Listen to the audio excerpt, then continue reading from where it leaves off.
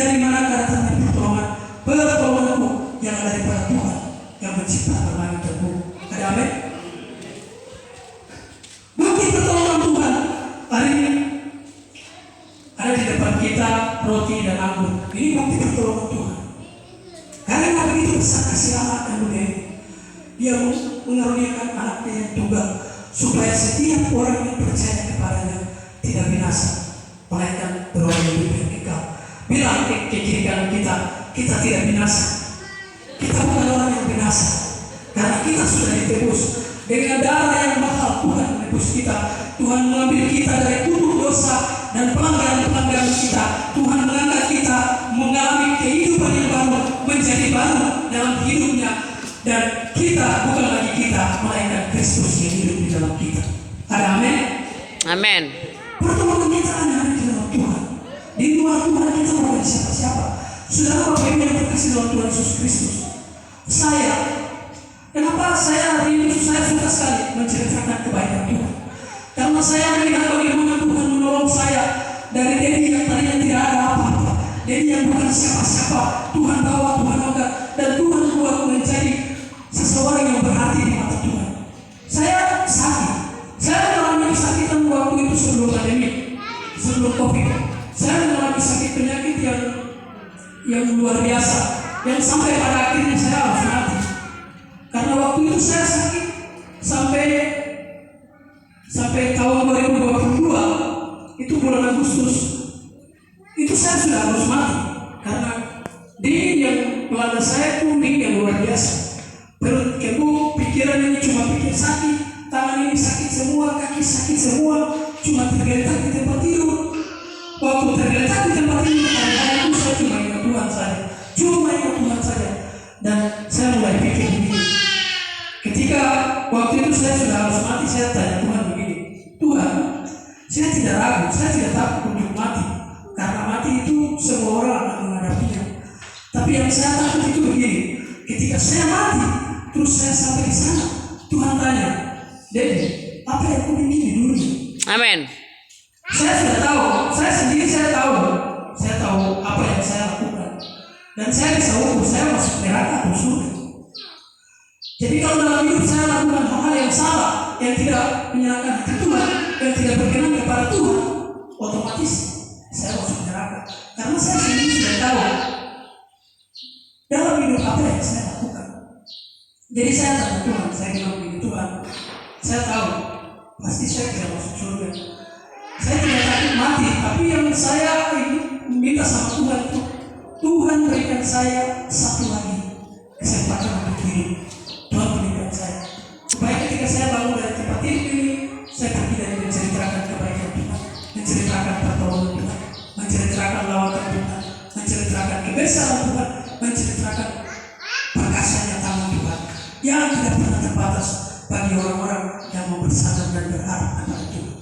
Waktu itu juga saya menyanyi sampai waktu saya sakit itu, pujian yang sering saya menyanyi itu, pujian itu bunyi begini, selagi rambutku tak akan tercabut tanpa seizinku, Tuhan selalu menolongku, Tuhan selalu menjagaku, Tuhan selalu menolongku, Jangan alasan. selalu menjagaku, selagi rambutku tak akan tercabut tanpa seizinku, Tuhan selalu menolongku, selalu menjagaku, Dia menenangkanku dan peliharaku seumur hidupku. Waktu itu saya menyanyi pujian itu, waktu itu mengurus jamaah, dan waktu itu juga Tuhan pulihkan saya. Amin. Mari kita berikan kemuliaan bagi Tuhan kita. Kalau Tuhan menolong kita, mau kelaparan kah, mau ketelanjangan kah, mau peperangan kah, mau susah kah, mau tidak ada apa-apa kah, tapi kalau Tuhan yang tolong kita, kita tetap aman-aman saja. Amin. Kalau Tuhan yang tolong kita mau lapar kah, kita mau susah kah, kita tidak pakai pakaian kah, kita hidup dalam peperangan kah, kita dibenci oleh orang kah, tapi kalau Tuhan yang tolong kita tetap aman-aman saja. Amin. Mari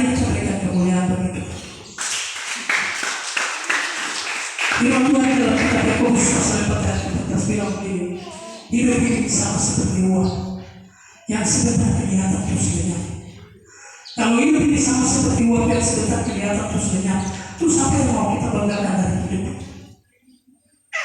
Kalau saudara dan saya ada, kita bisa menjalani 365 hari dari tahun baru Januari tahun 2023 sampai pagi ini, semua itu semata-mata kata kasih. Amin.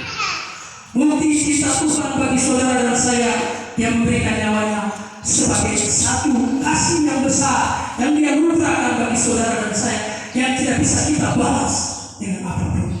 Sekalipun kita punya uang yang banyak, kita punya harta yang melimpah, tapi kita tidak bisa dapat membalas kasih dan kebaikan Tuhan yang sudah Tuhan berikan bagi kita.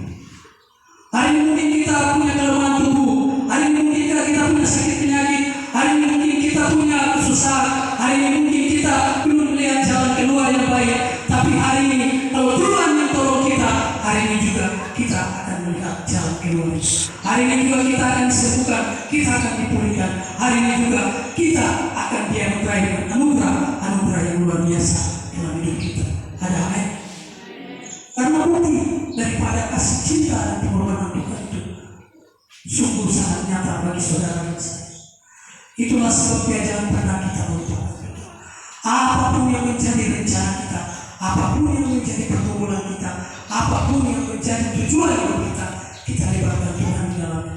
Sebab hari ini dunia semakin jahat, hari ini dunia semakin merosot dalam kehidupan yang baik, sehingga kalau kita hidup di luar daripada Tuhan, kita akan menjadi orang-orang yang sangat jahat dan kita tidak bisa mampu untuk melakukan kebaikan. Amin. Tapi kalau kita hidup di dalam Tuhan, Roh Kudus akan menolong kita, memberikan kita kasih-Nya, memberikan kita sukacitanya, memberikan kita damai sejahteranya, memelihara kita di dalam hal itu, sehingga kita mampu melakukan kasih, kita mampu melakukan sukacita, Amin. kita mampu melakukan damai sejahtera bagi orang lain, dan kita menjadi garam dan terang yang hidup yang memuliakan Tuhan di mana saja kita ada dan di mana saja kita.